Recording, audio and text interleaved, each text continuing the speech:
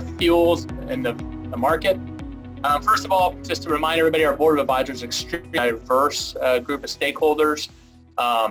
You can see here that it's all over the board in terms of automakers, refiners, biofuel producers, retailers.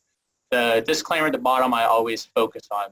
Comments you're going to hear today are mine. They're not on behalf of any of our board members. They are exclusively mine. So I don't speak on behalf of anybody other than myself and the Fuels Institute. So these are the two reports Amanda discussed. The one, the red banner on top is the technical analysis that Stillwater did for us. The other one is the white paper. And so here's basically what we start off with. The white paper came out because there's a lot of people talking about octane, but not everybody knows what octane is. So using some of the information that Co-Optima has provided us, we see here that basically what NOC is, it's gasoline that is going to auto-ignite. It's going to combust within the piston chamber before the optimum time, and that compromises efficiency within the engine. It also presents a risk to engine damage. NOC was something we knew about a long time ago, 70s, 80s, dealing with a long time. When I was growing up, you could hear engines knocking, the ping, ping, ping as they go down the road. We don't hear that anymore, and a lot of people think NOC is no longer an issue. That's incorrect. What the engines do now is they actually protect themselves against NOx. They will change their performance characteristics. They become less efficient in order to prevent knock and damage to the engine. In order to address this and to allow the engine to operate as efficiently as possible, you have to have the right octane to limit the incidence of knock in the internal combustion engine. So what does limit it? This is another chart from Co-Optima. It shows here that spark ignitions, they are most efficient at high load and low speed, but at those conditions, the fuel has a much greater tendency to auto-ignite. So you need to increase the octane to allow the engines to operate in those high efficiency modes at a much more consistent basis. If we don't protect against knock, then the engines cannot operate in that efficiency spectrum. Consequently, they are not as powerful and not as efficient as they could be. And we're dealing with a cafe situation where the auto industry has got to improve efficiency to comply with federal regulations. Finding those corners and those inches that they can gain in efficiency in their engines is absolutely critical, which is why there's a lot of attention on what the role of octane is and how might we leverage octane within the fuel supply to develop better engines.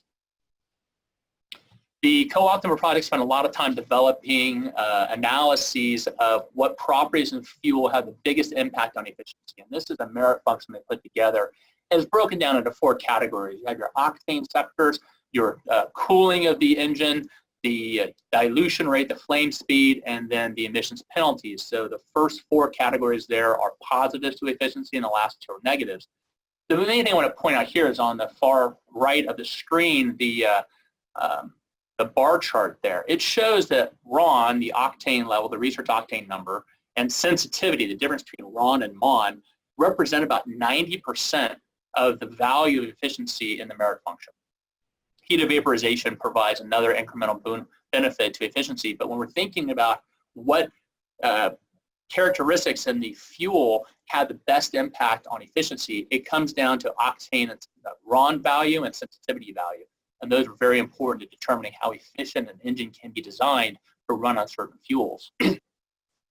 Co-Optima also took a look to see what would be the impact on efficiency in an boosted SI engine if we increased octane and we increased sensitivity. You see here on the bar chart the baseline, 91 RON, the sensitivity of 8 means that is basically an 87 AKI regular fuel on the market. If you go into a 95 RON, which would be essentially like a sensitivity, that's a 91 AKI, you get about a 2.5% efficiency gain. If you go to a 95 RON 10 sensitivity, which would be about a 90 AKI on the pump, but it provides even greater efficiency, 4.1%. Then if you take it up to a 98 RON sensitivity at 12, that's about a 92 at the pump, it's 7.5% efficiency gain. So you see the relationship between RON and sensitivity to deliver a greater efficiency in the internal combustion engine. Now, keep in mind, it's only for engines that are specifically designed to take advantage of these characteristics. Today, we have a lot of engines on the market that say premium required. Those engines, however, are designed and have to be designed to tolerate misfueling.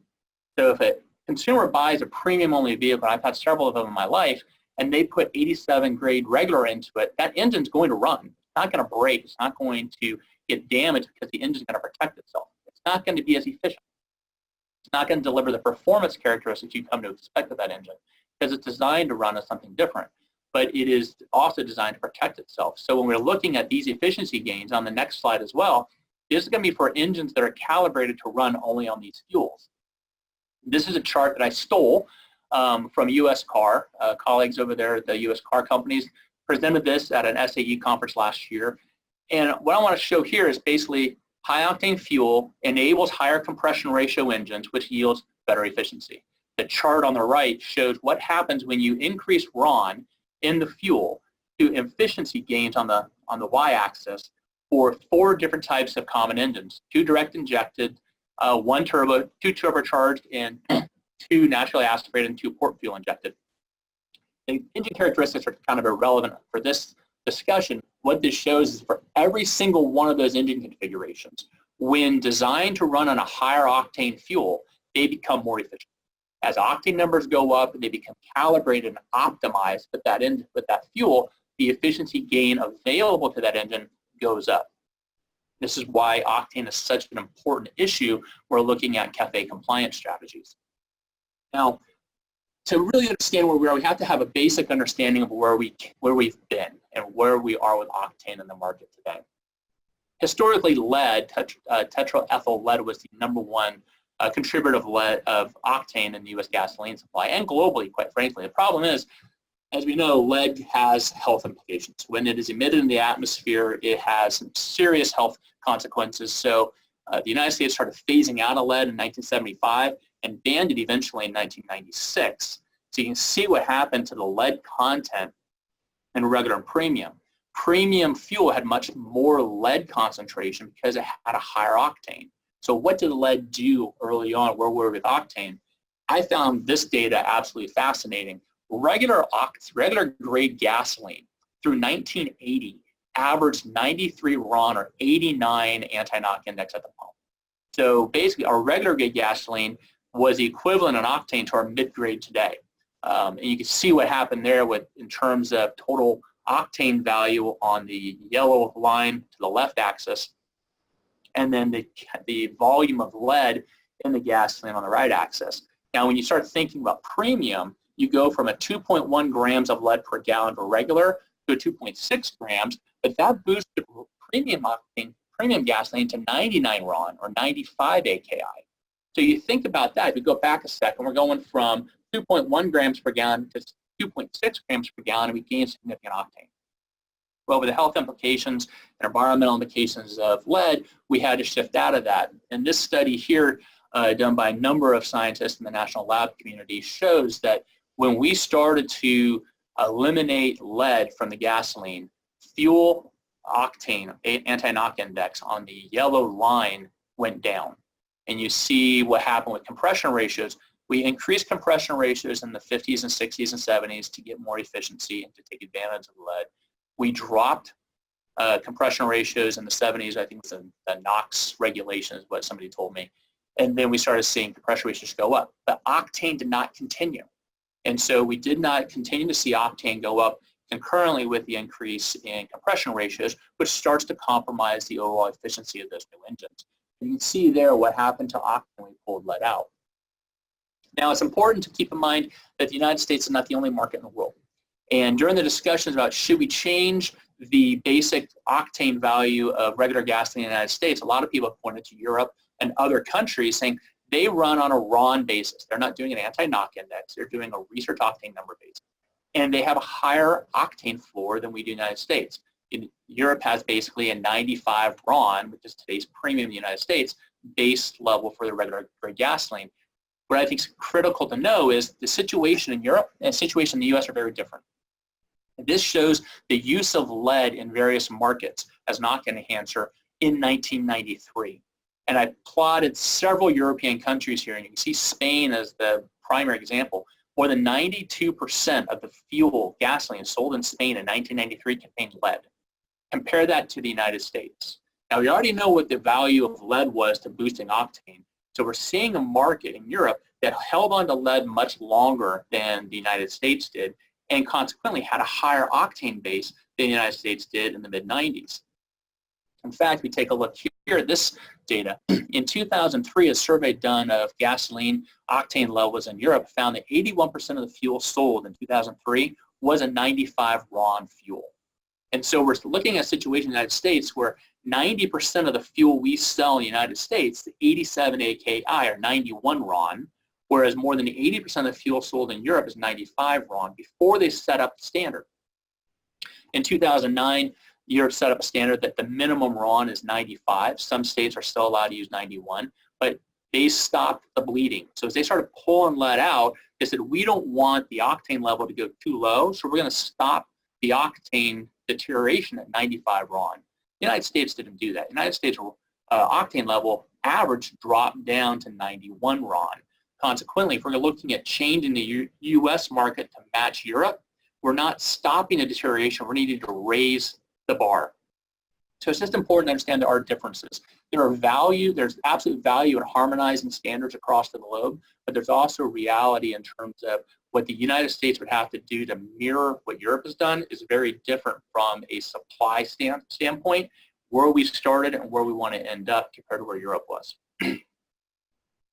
So our study, we commissioned this actually in 2016. It took a couple years to get it done, to get the peer review. We did it before 95 RON was a discussion, and so we really focused a lot of our research on 98 RON. The idea was we needed a higher octane level, and quite frankly, when we commissioned the study at 98, I was suspicious that we were looking at the low level of octane. I've been on several panels with different automotive engineers who were saying that we need a minimum of 100 RON, we need a minimum of 102 RON, we need minimum sensitivity levels, and then we came back, so let's focus on 98 RON as a starting point, see what that would do to the market. Then obviously you can flex, make assumptions what the impact would be if we went higher than 98 or what the impact would be if we went lower than 98. So we looked at 98. We did modeling on 95, 98, 100, and 102 RON. And then we modeled what would happen if we did it with E10, E20, or E30.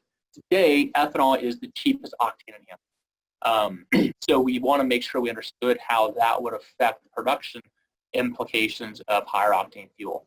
We also want to look at what rules do we have to address, what regulations need to be amended or enacted, how long might that take, and what would it involve. We want to look at what the infrastructure would be like. How can the infrastructure bring a 98 RON fuel to market, whether it's E10, E20, E30? What changes to infrastructure would be required to be compatible with the fuels, and how much would that cost, and how long might that take? It's important this study did not estimate prices to consumers. It looked at what is the production capabilities, what is the feasibility and scalability. And we gave them pretty strict instructions. We did not want them modeling fuels that could not be sold in the United States. We wanted them modeling fuels that would be compliant with regulations and that could be done at scale. So if they were going to consider a fuel with an ingredient that was not scalable to satisfy demand in the United States for 100% market conversion, that fuel was not eligible. Was not included in the model. So we really want to understand feasibility, timeline, cost, and infrastructure requirements. So it's important to know where we started. Take a look, and not all blend stocks are equal when it comes to their octane level and their blend ratio. So I've circled here alkylates, reformants, isooctanes, and ethanols. They basically have the highest octane rating that are of components being used in the United States. ETB and MTB have high octane ratings, but they're not being used in the United States anymore. So we take a look at alkylate reformants. So if a refinery wants to increase production of higher octane fuel, they're going to turn to more alkylation, they're going to turn to a higher use of reformants. We're not using a lot of isooctane, even though it has a high octane value. Maybe we'd increase our production of isooctane. Maybe we'd increase our use of ethanol. So when we start looking at what the options are to produce a higher octane fuel, what MathPro did, because they ran the refinery modeling for the team, and they said, okay, how would we turn the dials at refineries to produce the fuel that's being specified? They assumed if we're going to go to with an E10 higher octane, we're going to have to increase alkylation and reform. We're going to have to make investments in equipment to build more alkylation units to provide the feedstocks necessary for that blend.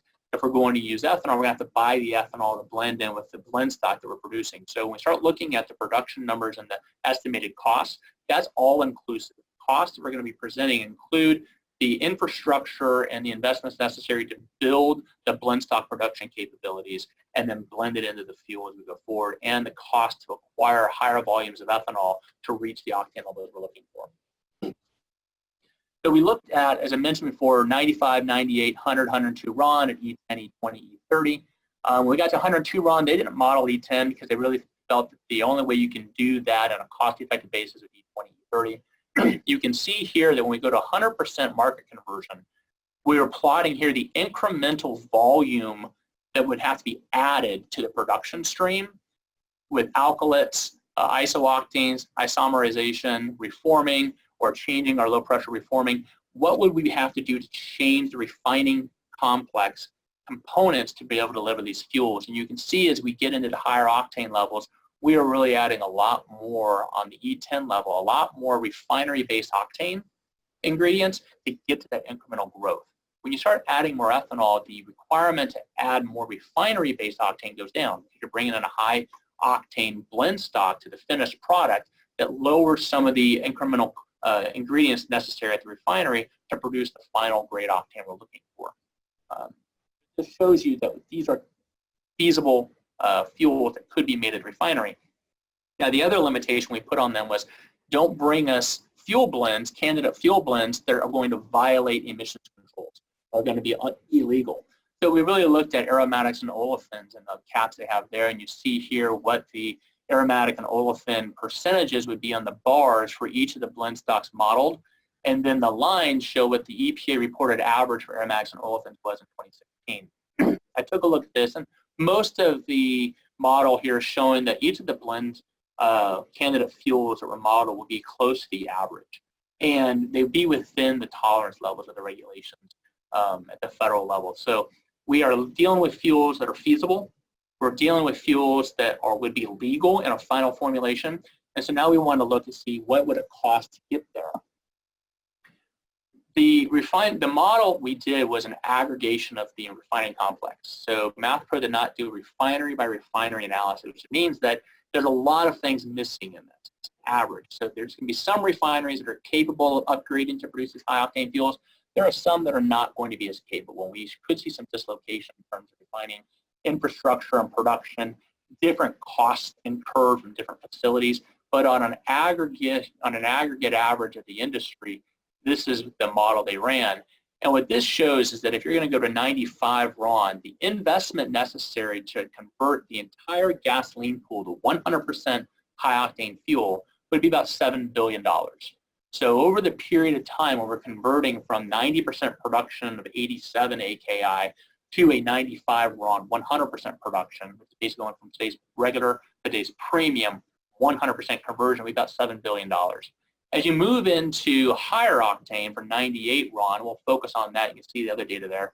If we were to produce 100% of the gasoline supply with E10 at 98 RON, it would cost refining industry about $24 billion to upgrade facilities, acquire the additional alkylation and reformant production capabilities to provide enough volume to satisfy demand as we convert overall. If you go to an E20, 100% of the fuel at 98 RON E20 costs about $10 billion, and then if we move to an E30, it would cost about $1 billion. Now, when we talk about billions of dollars, for a lot of people, billion, that's a big number, but it really doesn't have a whole lot of relevance. What a lot of people want to know is what's the cost per gallon implications. When we break this down to cost per gallon, you see a 95 RON market, 100% converted, be about 5 cents a gallon. This is a number that's been used a lot in the discussions about should we go to 95 RON fuel. I think what's important to note, though, is that 5 cents per gallon is the average cost per gallon of refinery investment to produce 100% of the fuel supply as 95 RON. All these numbers are after we've converted the entire market, which would likely take many years to get there, and there's a transitional cost that will be incurred in the production of the fuels. But moving on to 98, you see here the cost to produce 98 RON at E10, about 19 cents a gallon. You start bringing in more ethanol, 8 and 5 cents per gallon to produce those fuels. So you start seeing what the value of ethanol is. Now, this is predicated on ethanol being acquired at $80 a barrel equivalent over the cost of production. They did not go in and specifically model what would be the cost of increasing ethanol production, what the investments might be. It ranges anywhere from like $10 billion to $40 billion. What they assumed in this is that at $80 a barrel clearing price, all those production costs would be covered by the $80 a barrel. There are some who think that's a valid assumption, some who think it might be a stretch, but that gives you the baseline of how these numbers were brought forward. So it's everything you have to invest at the refinery to convert the market to these octane grades at 100%, and then the ethanol costs are based upon a volumetric purchase at $80 a barrel, which would include all the costs associated with producing enough volume to provide the octane for the fuel supply. And so since we're looking at a couple models where ethanol doubles or triples in volume, how much ethanol would we need? And so assuming we go to E20 or E30 and we assume that gasoline demand is static at 2016 levels, they did not decline for CAFE efficiency improvements. They just said, let's do apple to apples. If we were to convert to 2016 volume, we would need 22 billion gallons of ethanol for E20. We would need 34 billion gallons of ethanol to satisfy an E30 market. That's assuming every gallon had 20 or 30% ethanol in it. And so the question has been raised by several is, can we produce that much ethanol? And so what the researchers did, they looked at history as a guide. Okay, let's see where we've been. Corn yield since 1936 has increased significantly. So I said, well, if you take historical statistics, we have like 87 million acres dedicated to corn production. We're producing about 175 bushels per acre, and about 35% of the corn acres are being dedicated for ethanol production. And we produce about 2.8 gallons of ethanol per bushel of corn processed for ethanol.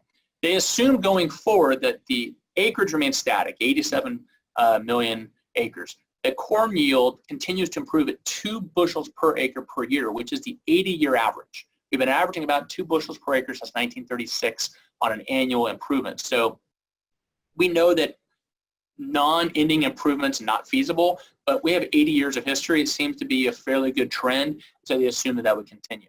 They assume that ethanol efficiency would continue to improve on a gallon per year production basis or a gallon per bushel basis as it has since 1982. So it's improved by, looks like 0.0095 gallons per bushel per year since 1982. So they maintain that. Then they created two scenarios. One, we keep all corn production at 35% of acres. So we say 35% of the, that's wrong, 35% of the bushels produced from corn production go to ethanol. What would that yield? Then they said, okay, if we use 65% of production today for food, what if we took all improvements in bushel production and dedicated to ethanol? So we improve production on a per acre basis, and we start dedicating all that corn to ethanol production. What would that yield in terms of production? So two models of what ethanol production might look like. So in the corn scenario, you start looking at the two scenarios. The first scenario where we keep 35% of corn production to ethanol is in yellow, or we take all improvements in corn production going forward and add it to ethanol production, and that's on the green. You see the increase in total bushels available for ethanol production through 2041. Now, what does that mean for ethanol in terms of overall production? If we continue to improve the efficiency of production, the model shows we're going to get to about 21 billion gallons of ethanol produced in 2041 under scenario 1. Or we'll get to almost 30 billion gallons of ethanol produced in 2041 under scenario 2. Those numbers come pretty close to satisfying the ethanol that we require to have a full E20 or E30 market. So again, we wanted them to demonstrate the feasibility of the models. We know that we can improve alkylation production and increase that by investments. We needed to know, could we produce enough ethanol to make an E20 or E30 market feasible? And according to their numbers and their assumptions, it looks like that is feasible. So all the fuels we modeled are potentially viable candidates to satisfy a high-octane fuel market. So let's take a look at how long it might take. And the best example we have for converting the entire market to a new fuel is a lead phase-out. And our experience on that showed that it could take 23 years from the time we start implementation until the market transitions out. So it took 23 years until from the time we started phasing out lead until we had all lead out of the system, and it's really based upon market turnover. The researchers took this and they looked at other examples. They looked at ultra-low sulfur diesel, they looked at the sulfur regulations, they looked at the lead phase out, they looked at a couple other things in terms of what are models for regulatory enactment that could satisfy a conversion. And they determined, and I agree with them full-heartedly, that a voluntary transition to high-octane fuel where the industry just naturally moves over is unlikely to happen. They conclude it's going to take a federal requirement, and it's going to have to be a federal mandate, date certain we start making a transition. It's going to have to apply to all 50 states. So you're looking at a fairly heavy-handed federal program like the lead program to enable high-octane fuel transition. So now we need to take a look and say, okay, what is involved in that? How long might that take? Well, the first thing you have to think about is we're doing this, we're going to have to set up a standard that at a date certain, all new vehicles are going to have to run on a high-octane fuel. And they're going to have to be prevented from misfueling with lower-octane fuel, just like we prevented vehicles with catalytic converters from fueling with lead back in the late 70s, early 80s. So if we do that, and say we started this in 2018, this is a chart I've shown many, many times in different webinars and presentations. It basically shows turnover rates based upon historic norms and EIA forecasts. If every single vehicle January 1, 2018 was a high-octane fuel required vehicle with misfueling countermeasures put in, so they had to buy high-octane fuel, it would take us 9 years at current turnover rates for 50% of the market to turn. And it would take, according to this, that's 17 years to get about 70% market share. So if we go back to where we were here looking at the lead phase out, this is pretty consistent. So you're looking at 20 to 25 years before we get to a point where the vast majority, 90+% of vehicles on the road are going to be this high-octane fuel required vehicle that cannot run on, is not allowed to fuel with a lower octane fuel. Right, so what rules are required to enact this? So they took a look at historical examples of fuel transition, and they came up with a timeline. A variety of things that need to be done before a final rule can be enacted. Now, this is just a baseline, a framework. The more similar a new high-octane fuel is to a fuel that's already approved for the market, the faster this process can take. And a lot of these things can be done in advance or concurrently. But you see here that if we start from scratch, it could take up to 10 years before EPA is ready to enact a final rule. And it's not until we enact a final rule that we start transitioning the market.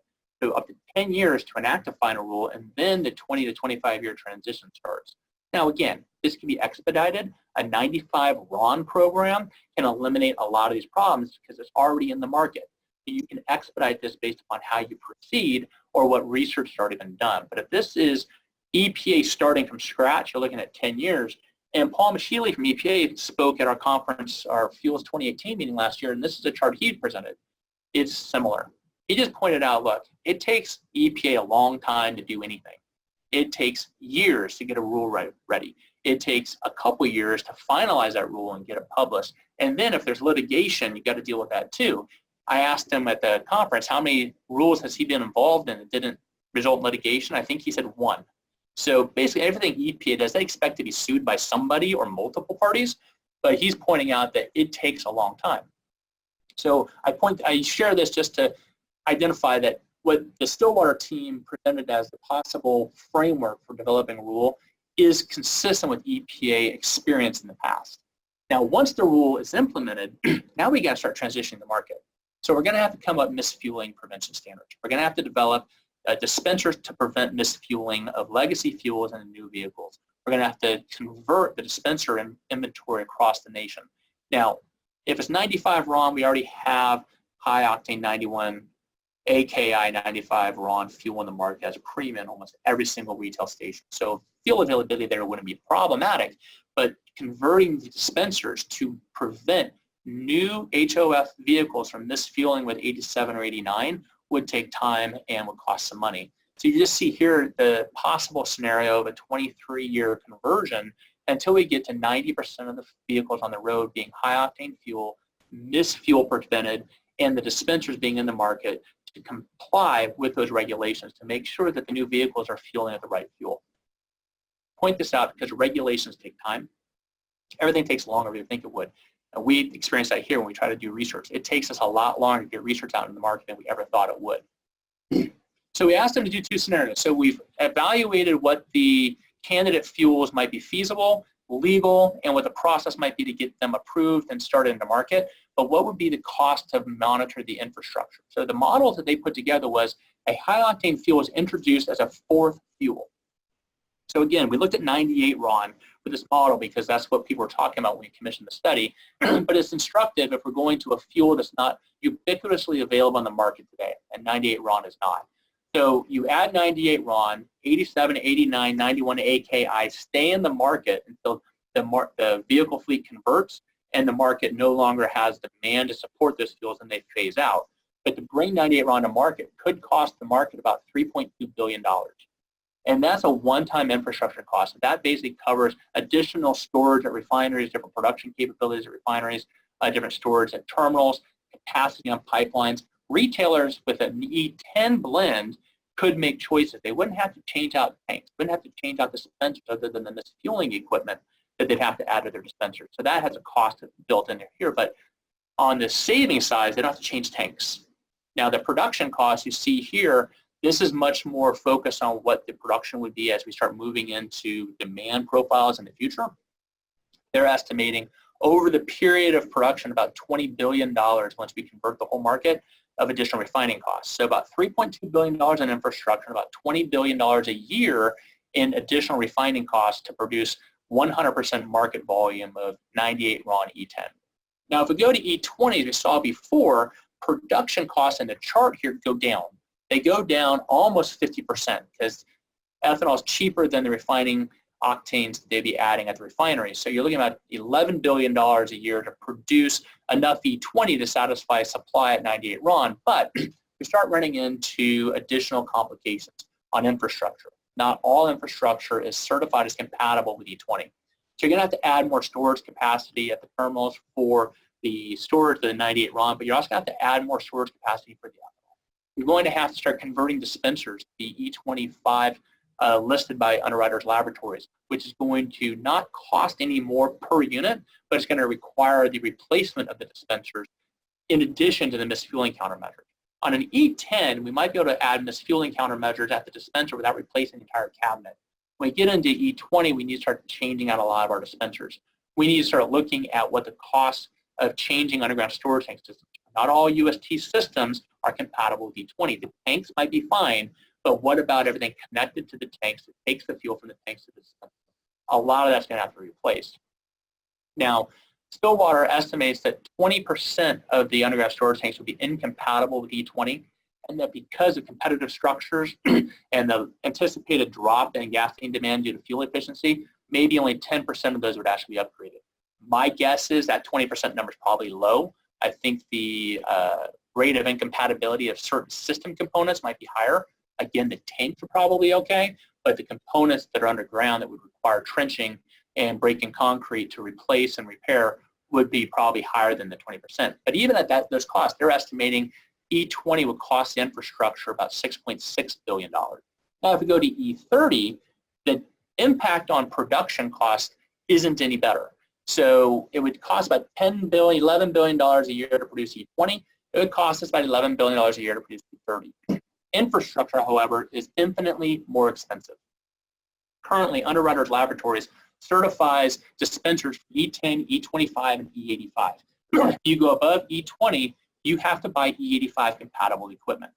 Those dispensers have been listed as $7,000 or $8,000 more expensive than the current dispensers on the market. So you have a significant increase in dispenser costs. You also have higher ratings of potential incompatibility in underground storage tank systems. So in this scenario, they're estimating about $24 billion in one-time infrastructure costs, and the majority of that's going to be borne by marketers and retailers. If you take a look at the comparison here on E10, E20, E30, infrastructure on the left showing you who needs to pay for the infrastructure and what the costs are. You see the E30 carries the biggest cost on infrastructure. That's a one-time cost, though. So that does not have to be repeated every time. That's to convert the market to satisfy it.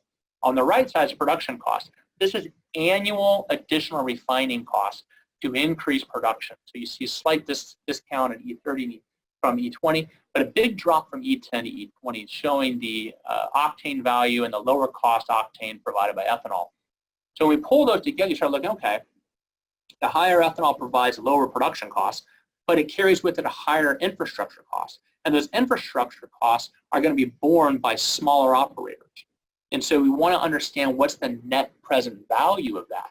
And so they estimated that. It said if we promulgate the regulations in 2027, that's when they're finalized, start the transition, and it takes 23 years till full conversion, what is the cost? So taking those production estimates and taking the infrastructure costs, you see that E10 would cost society about $178 billion, E20 would cost society about $73 billion.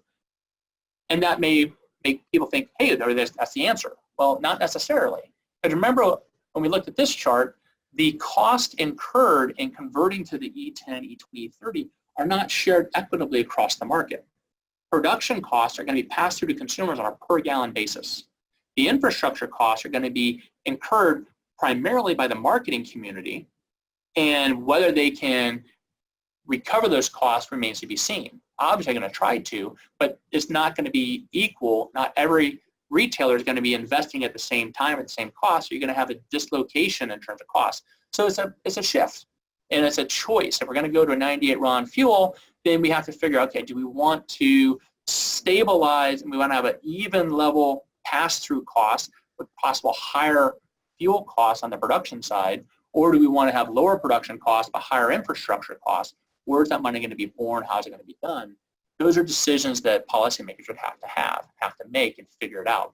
But those are the results from the study we did, and it showed that, again, we can produce a 98 RON fuel, E20, E10, E30. We can get it to market. We can do the regulations. It's going to take time. It's going to take money, and it's going to require some decisions as to what direction we want to go. But then we wanted to go forward. So the Board of Advisors last June said, okay, this is a good study, but we need to make it contextually relevant to current discussion. That's why we brought in the co-optima data, and we wanted to be reflective of the discussions on 95 RON. So take the data Fuels Institute, Stillwater, Math, Protein, Policy we put together for you, bring it current to today's current discussions, and make it a little more digestible. The first report is about 200 pages.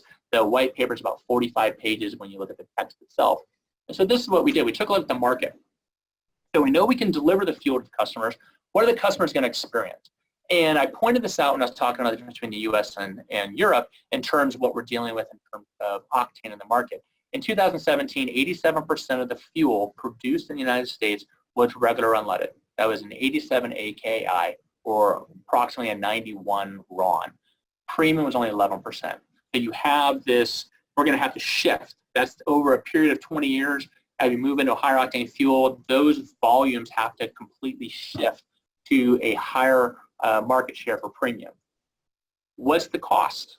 So the research that Stillwater did looked at what's the cost of production. Did not look at prices.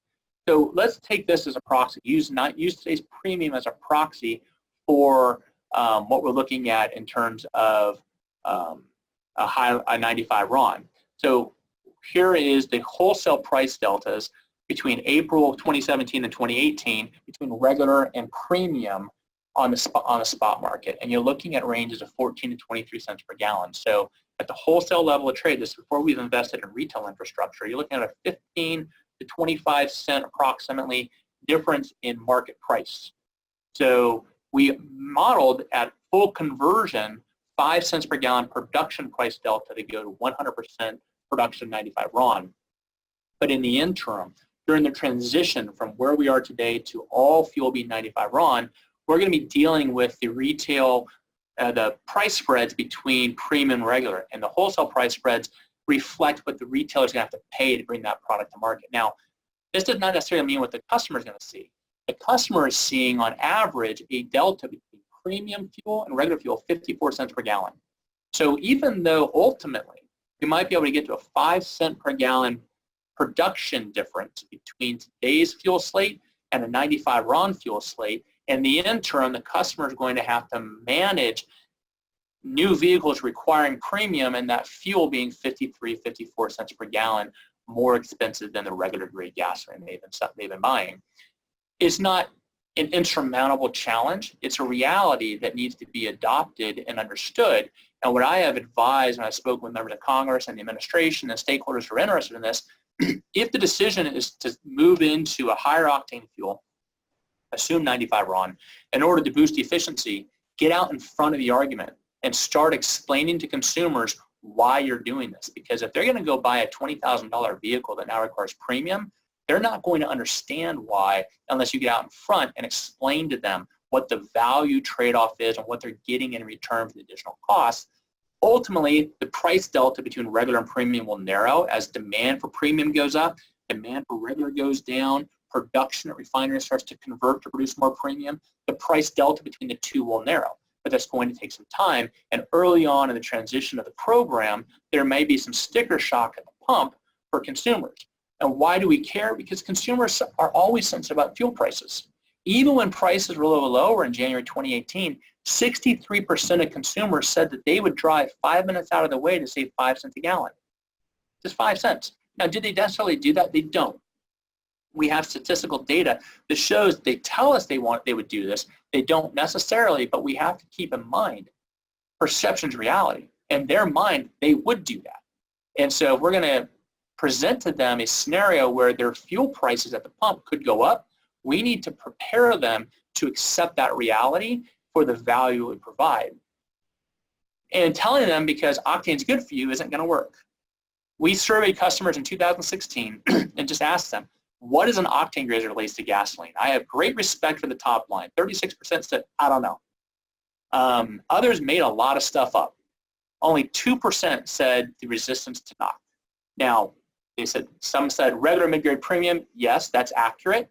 It doesn't tell us that they know what octane is. Some said, combustibility, burn rate, quality, it's better, it gives you better performance. It's the ethanol volume in the fuel. Consumers don't know what octane is, and we need to do a much better job of explaining to them that we're going to convert the market to a higher octane fuel to provide greater efficiency and lower emissions. We need to figure out a way to explain to them or prepare them for that eventuality so that they don't just assume we're ripping them off. Most consumers look at a dispenser, and traditionally you have 87 on the left, mid-grade in the middle, and premium on the right. From left to right, the numbers go up. From left to right, the prices go up. We need to explain to them what's going to happen if we bring a high-octane fuel market. And we have to work on it because not only do they not understand octane, they don't even know what they're driving. Less than half of consumers responded that their vehicle has a recommended octane grade. And 56% of consumers said that they were unlikely to purchase a vehicle if it required a higher octane fuel. Now, that is a problem. We go back to here, but they don't know about this, and follow-up questions when we've asked them, those 48% who said, yes, my car has a recommended octane grade, we've asked them, did you ever fuel with a different octane grade? And several said, yes, sometimes I fuel with premium. My car requires regular, I fuel with premium. We asked them why. To treat my car, to try it out, to give my car like a dessert, to clean the injector. They don't understand. So there's a major knowledge gap here that needs to be bridged before we start embarking upon a complete shift in the fuel supply if it has price implications to the pump. So the bottom line from the two projects we did is that we can produce high-octane fuel. We can do it at a level that makes sense, at a feasible, scalable, compliant production scheme. There's a variety of candidate fuels available for that. And there may be other components that can be brought to the market that Co-Optima identified that refineries could use to boost octane that are beyond what we modeled in our study. The infrastructure has to be compatible. A lot of it is, a lot of it may not be. This could cost a lot. It could result in a reduced size of the retail community as some retailers decide not to make the investment to upgrade their equipment. But the infrastructure would have to be adjusted and built out to absorb a fourth fuel, and if it's higher compatibility ratings, have to do with that. The regulation could take a long time, but if we move forward with a fuel that's similar to something already in the market, that could be expedited. The transition could take more than 20 years to get to 90-95% of the market to be high-octane fuel required. Costs are, again, I cannot stress this enough, the costs modeled in here are based upon 100% production of high-octane fuel. We don't have that today. It would take us a long time to transition before we get to 100% conversion, at which point those costs would be reflective of reality. We need to be paying attention to consumers, and messaging is absolutely critical. If we do not message to the consumers before we do this, in the days of social media and blog posts, the attacks are going to come fast and furious, and the fuzzy math will be done quickly. I've done some of it myself. It is very easy for somebody to take the current market data, do some rough back-of-the-envelope calculations, and come up with, you're going to cost us $15 billion a year. You're stealing all this money from us at the pump. We have experience with that type of rhetoric in the past. We're talking about fuel retailing. We do not need to repeat that. So we need to make sure that any transition is preempted by a massive communications effort that is coordinated across stakeholder communities with the government support to make sure the customers understand what's going on. And with that, if there are any questions, I would be more than happy to answer them. Thank you so much, John. That was great. And I will open it up for questions. Just as a reminder to folks, if you have a question, feel free to use the either chat button at the bottom of your screen or the Q&A button. We do have a good question from an audience member who says, is this even worth pursuing if 20 years from now all cars are autonomous, flying, and electric? And just to, I'm actually going to add on to that question, John, because just this morning we were having a discussion about the auto show this weekend, and you were telling me that the SkyX technology is supposed to give a 30% efficiency gain. So if cars are not flying in 20 years, but you know, we are seeing advancements in internal combustion engines, again, is this even worth pursuing? So everybody's going to have their own take on that one. I'll tell you this. I believe that even in the most aggressive models for electric vehicle adoption, the market conversion is going to take decades. So internal combustion engines are going to remain in the market for decades. I'll be long gone before we stop having internal combustion engines on the road. Electric vehicles, cost basis, they're likely not going to be cost effective for the manufacturer or the consumer absent a tax credit for another 5 to 7 years. The auto industry has a compliance requirement. They have to meet certain CAFE efficiency standards in the next couple years going forward. Several of them believe that by doing an optimized engine made with a high octane fuel, it's the lowest cost of compliance for their vehicles. Now you have to balance that with what the cost of the consumer is. But I believe that because internal combustion engines aren't going away no time soon, that improving their efficiency is absolutely essential. And we've seen great improvements the last 10 years. We've seen a lot of technologies, direct injected, turbos, higher number of gears in the transmission, a lot of things have been brought to the market to improve efficiency. But the efficiency requirements have gotten more stringent. Now we don't know what's going to happen with safer vehicles proposal of the administration to slow down or halt the increase in efficiency gains after 2020. But we do know that the efficiency requirements are higher than they have ever been. Consequently, we need to figure out a way to improve the efficiency of the internal combustion engine.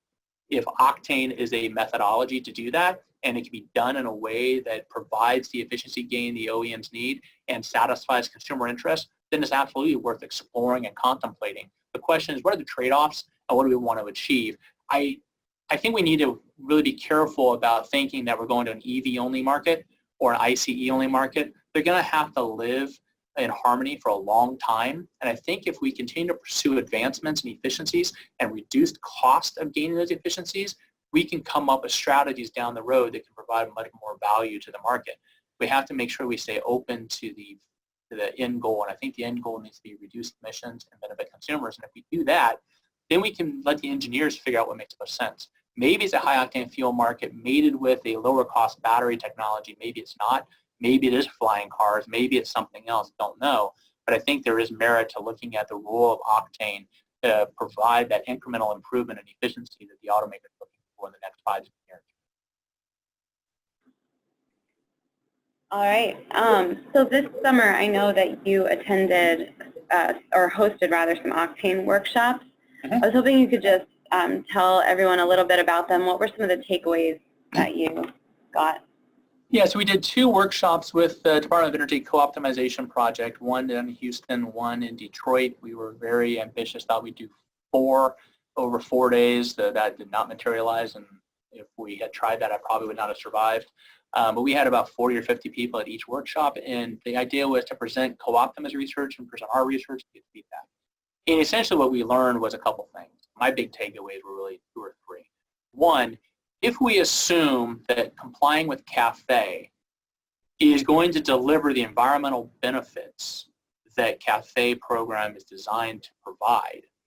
And if octane is the most cost-effective way to achieve those compliance standards, then we have to accrue all benefits associated with the CAFE compliance to octane. That came out of one person, a couple conversations I had in Houston, is if octane is the path to CAFE compliance, and CAFE compliance delivers societal environmental value, then those values need to be attributed to a high octane fuel market. So it's an interesting way of looking at it and put it in a little different perspective for me. The other one was octane is contingent upon so many factors. Oil, what oil streams are you using, and what is the octane rating the oil being put into the refineries? So a couple people pointed out, we're fracking a lot of oil, and fracked oil, the shale oil, has a lower starting octane value. If we continue to use more volumes of oil that has a lower starting octane value, then the burden on the refining community to increase octane is going to become more challenging. That was an interesting observation. And then finally, when we're looking at the cost analysis, cost and aggregated refinery model, and I mentioned this during the presentation, that's average. But that does not mean everybody is going to perform at that average. Not every refinery is complex enough and has the flexibility or the resources to invest in additional alkylation units, or to purchase additional refinery components, or to make the adjustments to convert their production from predominantly regular grade gasoline blendstock to predominantly premium grade gasoline blendstock. Consequently, you're going to have some refineries possibly shutter their doors and not operate anymore. And that could have ramifications for the overall cost of fuel, the overall supply of fuel, that we don't know until we do refinery by refinery analysis, which is extremely burdensome and costly and far outside the scope and capabilities of the Fuels Institute, but it is something that needs to be looked at. And one of the big takeaways was, if we're going to pursue a high octane fuel market, we need to better understand what are the implications from oil supply, what's the implication to the refinery industry, specifically on a refinery by refinery basis. We need to look at infrastructure. There's a lot of assumptions on infrastructure, but we have the EMV upgrade requirement. Could that possibly be a springboard to convert dispenser compatibility for higher grade ethanol? We have other problems. We have a 30-year warranty of underground storage tanks coming due. We had to replace all our storage tanks starting in 1988. 30 years is up. So are we going to start replacing those tanks? And if so, does that give us an opportunity to boost compatibility, maybe lower the infrastructure costs to bring a mid-level ethanol blend to market? Are the numbers assigned with projecting what the potential ethanol production of the market are those realistic, and are there limitations or something else we need to understand a little bit better? So a lot of the people at this workshop said, we have more questions. We need to understand more concretely what the possible implications are before we move down this path. And so I think that was what I got out of it mostly. But there's some areas we hadn't explored, and then those remaining questions of the directional analysis we've done seems to be pretty solid and pretty well supported. The board would not have approved publication report if they did not agree with that. But it's not specific to, here's what we can absolutely count on within a range. We may need to do something like that at some point. All right, so another question for you. When thinking about a nationwide fuels vehicle program, what complications do California's predictive model and prohibition on E15 blends present? So California is a big, big challenge. So they have the ability to set their own fuel standards within the range. One of the reasons why 95 RON was brought forward as a potential legislative vehicle is because we need a 50-state solution. And the way the model in California is written is, if you go above 95 RON, you start bumping into aromatics limits that are more stringent than the federal level.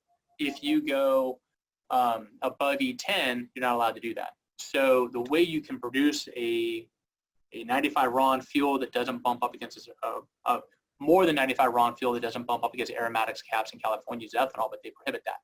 So you cannot, without changes to the California market and the regulations, you cannot move forward with something above 95 RON without some significant headwinds. Now, somebody brought to my attention, hey, California can change their model. Well, one of the problems that I've learned about California is the way their model is structured is it is predicated on vehicle technology from several years ago. In order for them to change their regulations, they would have to rebuild the model and recreate it. Could they do that? Absolutely, they could do that. But do they want to? Remember, California is really focused on moving into a low carbon fuel market. They're moving into an electrified vehicle market. They don't necessarily have the motivation to open up the door for more hydrocarbon-based fuels. So I think there is, one, a hurdle to the regulatory structure in California that would need to be addressed to go above a 95 RON fuel. And I don't think there is a interest and a willingness among the regulators there to make the effort that would be required to facilitate that transition, because it's not within their primary scope of objectives going forward. And I'm a former Californian, so I have no problem talking about them this way. Well, that leads perfectly into our next question, which is, what is the current traction on pursuing high-octane fuel politically? Politically, I think it is in neutral, to use a vehicle term. There was draft legislation introduced towards the end of 2018 that was brought forward by Mr. Shimkus from Illinois, Mr. Flores from Texas. It included a ton of stuff in there for discussion purposes, and it was only designed for discussion. I had several people call me up and say, John, I can't believe they wrote this bill. I said, well, it's not a bill, it's a draft, and it's for discussion purposes only. Since the election results, I don't see a whole lot of opportunity, at least on the House side, for legislation like this to gain a lot of traction. I think the Democratic Party that controls the Energy and Commerce Committee is much more focused on carbon programs, and are going to be looking at those type of programs, and not necessarily programs that are going to really support internal combustion engines and the continuation of liquid fuel market. So it'll be interesting. I think in the discussions of where the renewable fuel standard goes, I think octane's always going to be right there in the discussion as what can we do. I think with the leadership change, however, I think the low carbon fuel standard has much more interest to the leadership in the House than a high octane fuel standard might have. But I think it's going to be a much more of an uphill truck this Congress. Now we'll see what happens in the election in 2020, and if there's still a desire to try to push for this after the election, and what the makeup of the Congress is going to be. But I think it's going to have a hard time getting some attention. All right, and with that, we are out of questions and we're out of time, so that's perfect. All right, thanks everybody. Thank you. Thanks everyone for attending, and just as a reminder, both of these research pieces are available on our website. You can download them for free. Thanks so much again.